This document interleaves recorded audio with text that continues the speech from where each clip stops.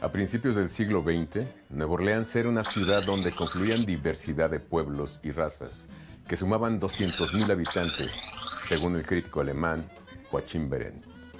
Ciudad que vivió bajo el dominio español y francés y después ingleses, italianos, alemanes y esclavos negros se incorporaron. Todos los inmigrantes amaban su propia música. De la vivacidad musical de ese ambiente nació el jazz, como género musical que germinó en el seno de la cultura afroamericana y se convirtió en un efervescente fenómeno que se extendería a todo el mundo. Precisamente, el Atlas del Jazz en México, del periodista Antonio Malacara, ofrece la más amplia recopilación de quienes producen y degustan el jazz en nuestro país. En Cuenta Conmigo platicaremos con el autor y tendremos también la participación de nuestros compañeros, de nuestros amigos en Novedad de la Patria. Antonio Malacara, me da mucho gusto conocerte, saber quién es el autor de este espléndido libro, Atlas del Jazz en México, porque es efectivamente un mapa, es un vuelo de reconocimiento. Pero te pregunto, ¿en todo México se escucha jazz? ¿Hay grupos? En todo México. De hecho, ese fue no solo el punto de partida, sino fue el argumento que convenció a la Secretaría de Cultura, a la Comisión de Cultura de la Cámara y a la Secretaría después. Fue el argumento principal. ¿Cómo te explicas que haya aprendido, digamos, este género que no es precisamente mexicano? Nació en los barrios bajos de Nueva Orleans, pero casi de inmediato de su nacimiento perdió la nacionalidad, perdió su carnet de identidad. ¿Por qué? Porque de inmediato fue absorbido, bueno, y sobre todo que los negros de Nueva Orleans no eran los negros comunes y corrientes, digámoslo entre comillas, de Estados Unidos. Eran lo que se llamaba los negros criollos. Los negros en Nueva Orleans desde hace muchísimos años tenían una plaza especial donde les daban chance un día a la semana, no solo de tocar los tambores, sino de reunirse y cantar y bailar. José Emilio Pacheco decía también que no solamente eran más flexibles con los negros los franceses, sino que incluso se mezclaron y tuvieron hijos bastardos. Y a esos hijos los franceses los procuraron dándoles educación y estudiaron música. Por supuesto, por supuesto. Tal cual. De hecho, la población marginal, también entrecomillado, siempre ha tenido una proclividad hacia la música muy especial. ¿Y a ti cómo te surgió el gusto por el jazz? ¿Desde cuándo? Yo no recuerdo desde cuándo, porque desde que tengo conciencia, mi papá ponía jazz. ¿Qué te llamó la atención más al hacer este mapeo, este vuelo de reconocimiento sobre todo el país, a partir de esa premisa que es buscar el jazz? Yo desde hace años, como he escrito de jazz ya desde hace un buen rato, me invitaban a festivales, a mesas redondas, en fin, a platicar de jazz por todos lados. Y yo sabía que había jazz en todos lados. Eso yo ya lo tenía. Te enterabas, ¿no? Pero totalmente convencido de que en todos lados había buen jazz. No solo había, sino era bueno, de buena calidad, de buena factura. Pero lo que más me sorprendió cuando ya saqué la lupa para hacer el Atlas es cómo se multiplicó, pero digo, se multiplicaron a nivel cuantitativo y de repente los cuates que no habían tenido chance de grabar me invitaban a escucharlos. Y dije, ay, en la torre, Dios mío, pero pues ¿por qué no meten un proyecto? Esto tiene que... Y algunos lo hacían, lo lograban, y otros, por fortuna los menos, decían, no, el jazz no es para ser grabado. Eso también me llama mucho la atención. El jazz tiene que ser efímero. Hay una conexión, digamos, en esta apuesta por lo efímero, en este improvisar, que tiene que ver mucho con la vida. ¿Tú crees que por eso la gente se arraiga o se ha arraigado este género musical? Somos una inmensa minoría. En 2005 hicimos, Germán Palomares y yo, un encuentro nacional de jazz. Y la clausura fue en la Sala Grande, y cuando empezamos entonces a mandar correos, a publicarlo en algún Facebook, el día del concierto no cabía un alfiler. ¿Quiénes son los pioneros? Los pioneros del jazz moderno En México. en México se están yendo casi. Hace 3 meses tocó Larry Russell, Víctor Ruiz Pasos, Larry Russell en el sax, Víctor Ruiz Pasos en el contrabajo y Salvador Agüero en la batería. Y ahí el chavo era Larry Russell, que tiene 86 años. Ellos son los pioneros, claro, están los de mayor perfil como Tino Contreras o Mario Patrón, Chilo Morán. Ha sobrevivido, me lo han preguntado muchas veces, y les digo que no es gracias a las autoridades, es a pesar de ellas. Sí, porque tienen auditorio, hay gente que convoca esa música. Lo malo, y eso lo he escrito ya en diferentes ocasiones, lo malo también, entre comillas, del jazz es que es lo más clásico de la música popular y simultáneamente es lo más popular de la música clásica. Y el Atlas, te digo que es una muestra de ello. La enciclopedia fonográfica que estoy preparando es otra muestra. Yo tenía ya conocimiento de más de 2,000 títulos de jazz mexicano. Y otra vez, al sacar la lupa, entonces me di cuenta que tenían cosas que yo ni siquiera sabía que existían. Que lo digas tú. Sí, no, en serio. Y ya a la Secretaría de Cultura le dije que ya los 2 tomos que autorizaron de 400 páginas cada uno para la enciclopedia no alcanzan. Entonces, ¿cómo que no alcanzan? Si son 800 páginas, entonces les llevé, es medio formateado, medio diseñado, la letra A, solo la pura letra A, y me faltaban algunas cosas. Y de la letra A eran casi 100 páginas. Pero siempre es bueno el papel. Hay una tendencia del jazz precisamente por esta libertad en donde se incorporan otros instrumentos. Hay alguna base, digamos, de los instrumentos tradicionales que persiste o pervive, pero de repente ves otras cosas en diferentes lugares. ¿Eso es jazz todavía? Sí lo es. Y ha sido un debate de mucho tiempo, de muchísimo tiempo. En el nacimiento eran metales, era lo que más se usaba, junto obviamente las percusiones. El jazz nace por una manera de percutir diferente la música, ¿no? Pero eran metales, esencialmente eran metales y percusiones. El ragtime, hecho con el piano. Pero ya los grupos clásicos, digamos, de jazz, es piano, contrabajo, batería, saxofones. ¿Y qué instrumentos agregados son los más sorprendentes para ti? Cráneo de Jade, cuando empezó a meter silbatos indígenas de diferentes partes del país, de las diferentes etnias, de los muchos Méxicos, que es México. Que esa es otra verdad, claro. Sí. México es muchos Méxicos. Pero él empezó a improvisar con todos estos sonidos. Empezó a improvisar y lo hace de manera excelente. Y después, obviamente, regresaba a su sax tenor o a su sax soprano. Pero el jazz ha sido muchas cosas. A mí, cuando me decían mis hermanas que no les gustaba el jazz porque era demasiado rebuscado y enredado, yo les decía, pero si hemos escuchado jazz toda la vida.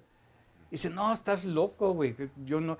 Digo, todas las caricaturas que veíamos de chavitos, claro, esa es pura música de jazz. Sí. Entonces, como que lo concientizaban, y dice, ay, güey, sí. Digo, el tema de los Picapiedra es jazz. En la actualidad, o desde hace 10, 20 años, ese swing del que se sostenía o en el que se sostenía el jazz en sus diferentes escuelas, en sus diferentes etapas, se ha ido haciendo un poco de lado.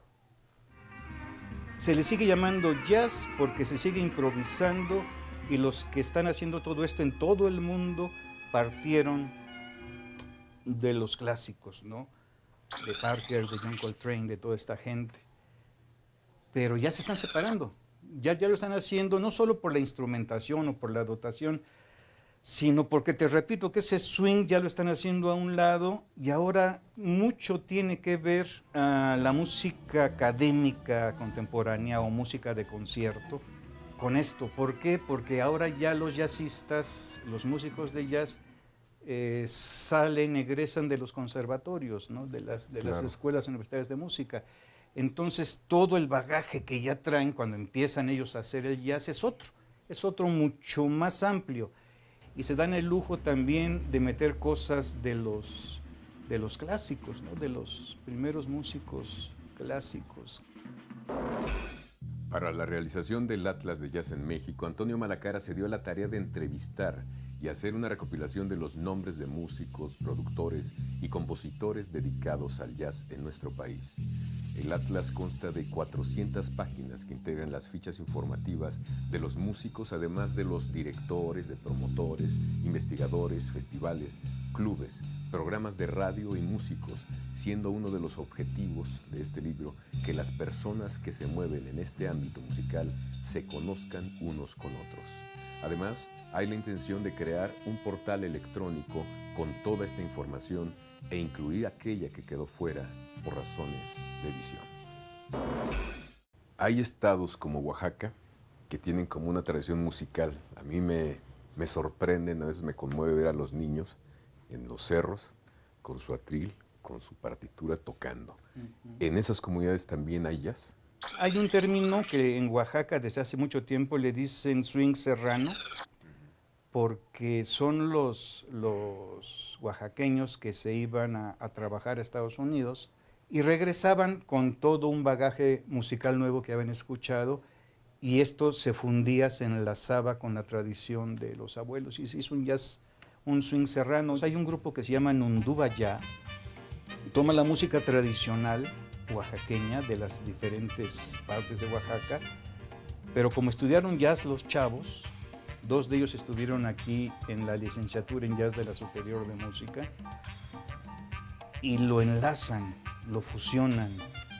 Empiezan tocando con la cortina de lo que era la música tradicional de sus abuelos y sus bisabuelos, y están improvisando o tocando líneas melódicas modernas. Pero de buenas a primeras, en Sierra Guabá, lo hacen al revés, lo invierten. Y avientan el jazz, las armonías jazzísticas como cortina, y empiezan a tocar todo lo que aprendieron a través de los siglos, las generaciones. Es una música infinitamente bella y que solo puedes escuchar aquí. Pero en San Luis Potosí, por ejemplo, hay un grupo que se llama Huasteco, con doble Z, Huasteco.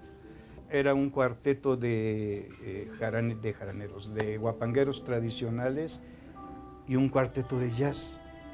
Claro. Se mezclaron, sonaba así un mazacote.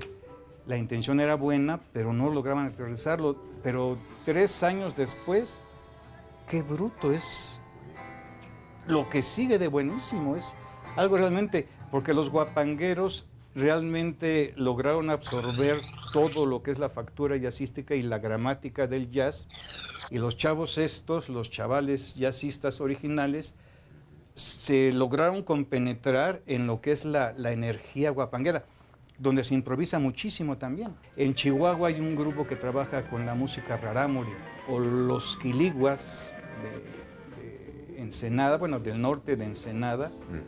También le dan chance al grupo Ensenada Jazz, del maestro Ernesto Rosas, de acercarse a las músicas tradicionales y de estar armando cosas. El jazz a nivel armónico tiene una elasticidad y una amplitud tremendas.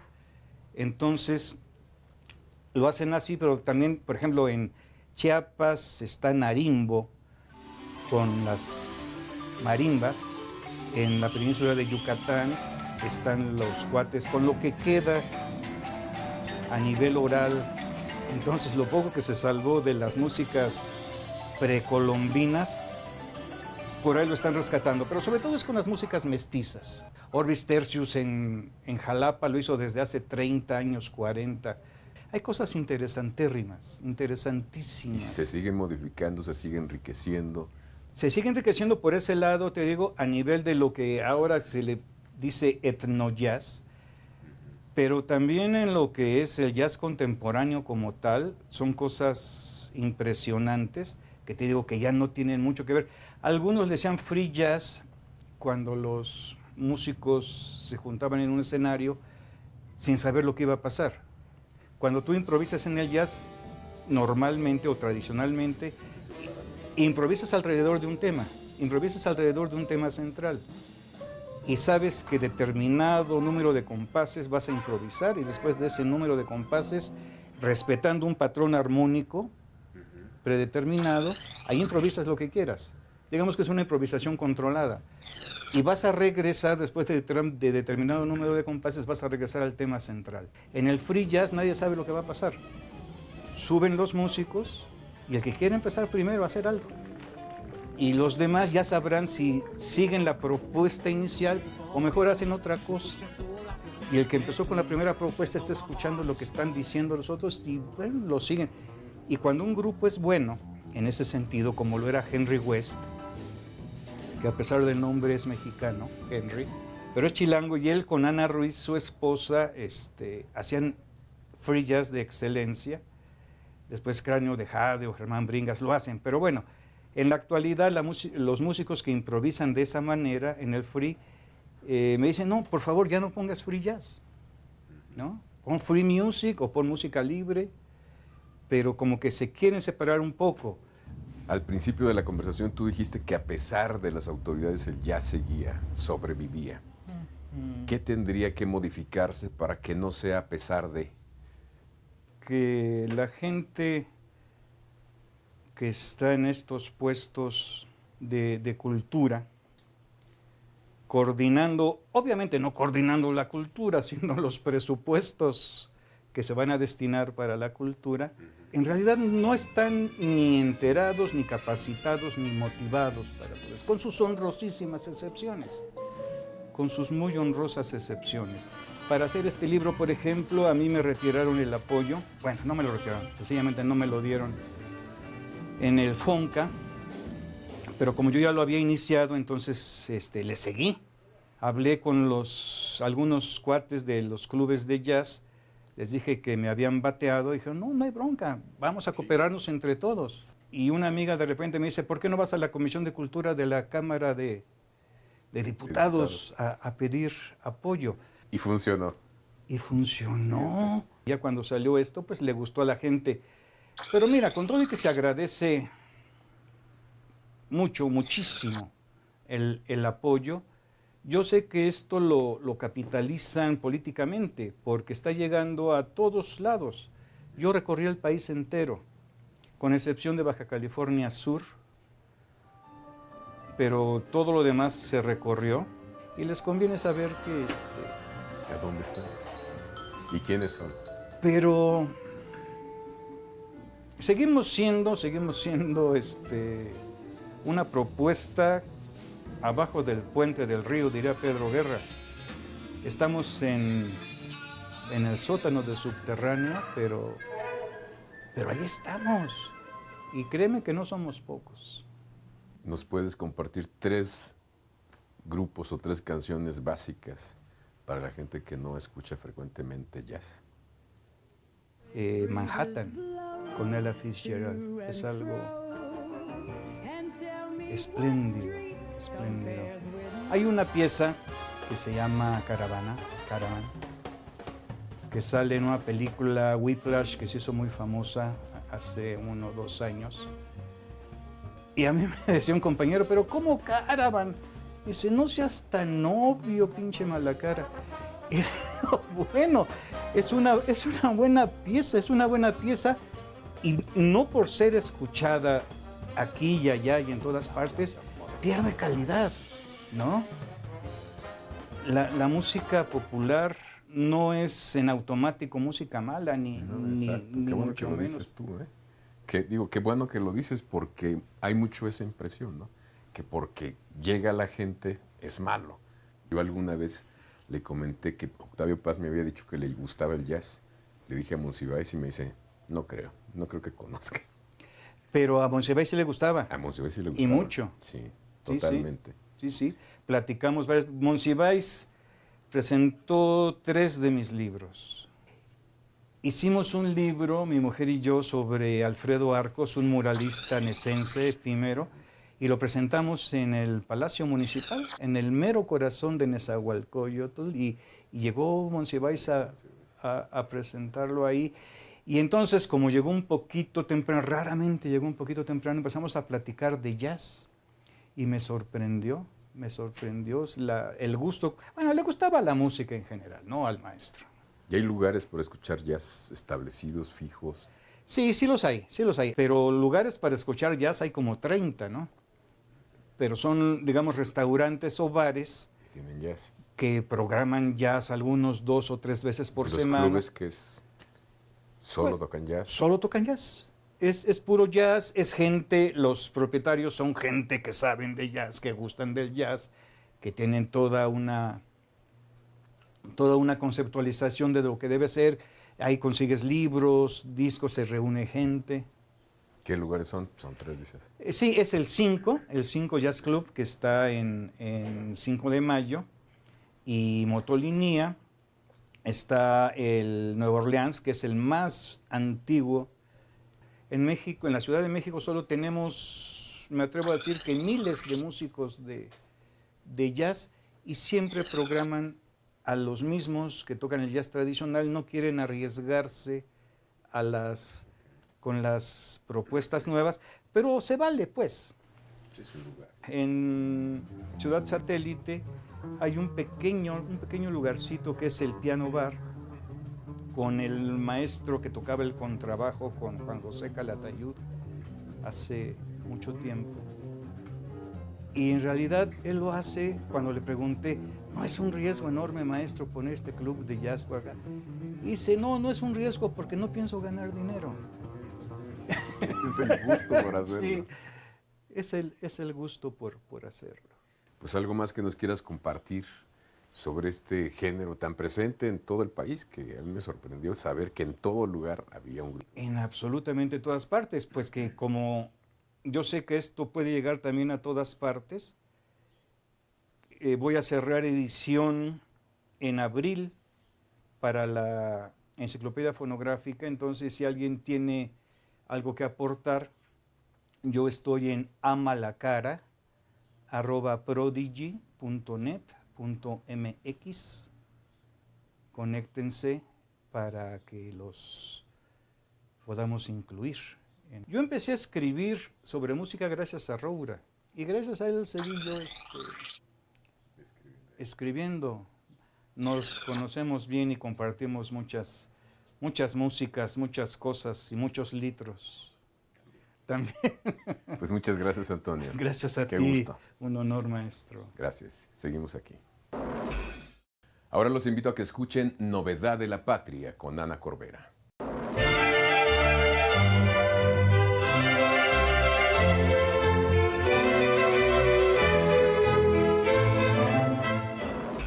Nunca más su nombre, escrita por un joven mexicano nacido en Zacatecas que seguramente dará mucho de qué hablar en los próximos años.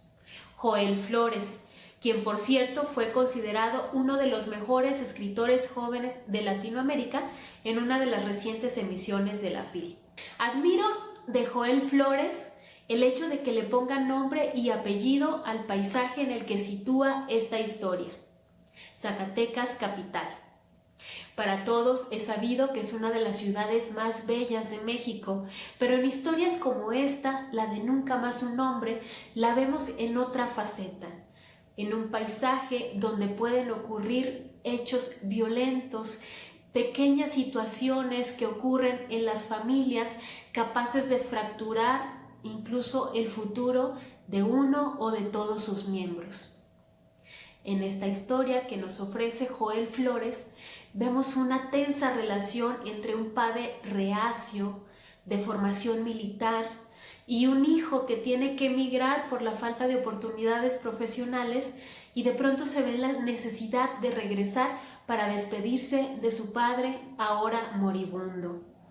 En el transcurso de los días, haciendo trámites, el protagonista de la historia se reencuentra nuevamente con el resto de la familia, de la cual se había separado ya, para que entre todos armen las piezas de qué fue lo que los separó y qué fue en realidad ese gran rompecabezas que vivieron como familia. Creo que aunque se sitúe en una ciudad específica de México, cualquier lector puede identificarse con la historia, porque vemos violencia, vemos falta de oportunidades, vemos machismo, y al final de cuentas son fenómenos, no son privativos de un país, sino que los vemos en todos lados, los padecemos, y de alguna manera estamos muy cerca de historias como la de Nunca Más un Hombre. Llegamos al final de Cuenta Conmigo, les agradecemos su atención y los esperamos todos los jueves a las 8 de la noche. Y recuerden también que para leer no se necesitan muchas cosas. Un buen libro a la mano, nuestra mente abierta y el espacio que